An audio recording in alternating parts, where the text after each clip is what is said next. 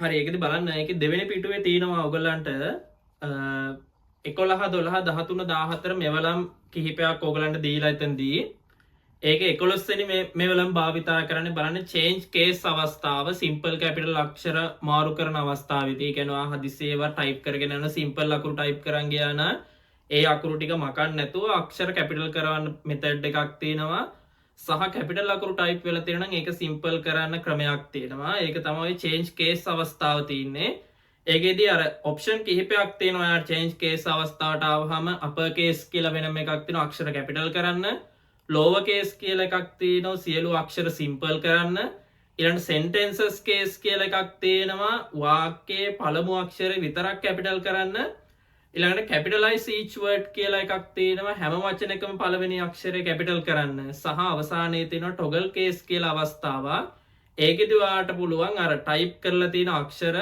capital අකුරක් තිබ්බනම් ඒක simple වෙනවා simple අක්ෂර මොනවා හරි තිබ්බනම් ඒක capital වෙනවා ඒ විදිහට අර capital simple අක්ෂර මාරු වෙන විදිහට අවස්ථාවක් තියෙන එක තමයි toggle case අවස්ථාව කියලා තියෙන්නේ. ඒතර ඔයාට තියුණුතින් paper එකේදී අර type කරපු වචනයක් හෝ පේලියක් simple අක්ෂර වලින් type කරලා තියෙන capital අක්ෂර කරන්න ඕන නම් භාවිතා කරන්න මොන මෙවලමද කියලා. ඒතර ඔය capital A අකුරයි simple A අකුරයි තියෙන change case අවස්ථාව තමයි භාවිතා කරන්නේ. ඊළඟට 12 වෙනි මෙවලම බලන්න. 12 වෙනි මෙවලම තියෙන අක්ෂර වර්ණ ගන්නවන්න තමයි භාවිතා කරන්නේ. ඒකෙද ඔයාට කැමති වර්ණයක් රතු වර්ණයේද නිල් වර්ණයේද කොළද ඔය ආදී වශයෙන් ડોකියුමන්ට් එකට අදාළ කරන විදිහට අක්ෂරවල වර්ණ ගන්නවන්න තමයි 12 වෙනි මෙවලම් භාවිතා කරන්නේ.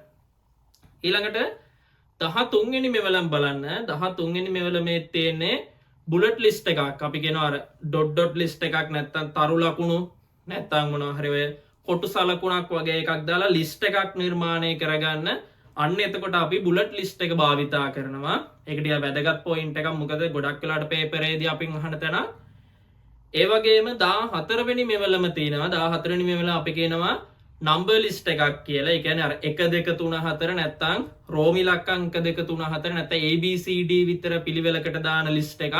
ඒ වගේ එකක් නිර්මාණය කරගන්න ඔයාට නම්බර් ලිස්ට් එක භාවිතා කරන්න පුළුවන්. ඒතර ඔය 11 12 13 14 මෙවලම් ගත්තොත් පළවෙනි එක change case අවස්ථාව 12 වෙනි එක font color අවස්ථාව 13 වෙනි එක bullet අවස්ථාව සහ 14 number list අවස්ථාව කියලා ඔයාලට හම්බෙලා තියෙනවා. හරි ඊට පස්සේ ඔයාලට දීලා තියෙනවා අභ්‍යාසයක් එකේ ඒ අභ්‍යාසය ඔයා තනියම කරන්න ඕනේ. කරාට පස්සේ තමයි ඔයා ඒකේ answer sheet එක බලන්න ඕනේ.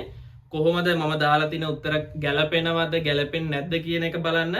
හරි විනාඩි කිහිපයක් ඔයගලන්ට දෙනවා ටක් ගාලා එකේ අර දීලා තියෙන අභ්‍යාස ඉවර කරන්න ඕනේ.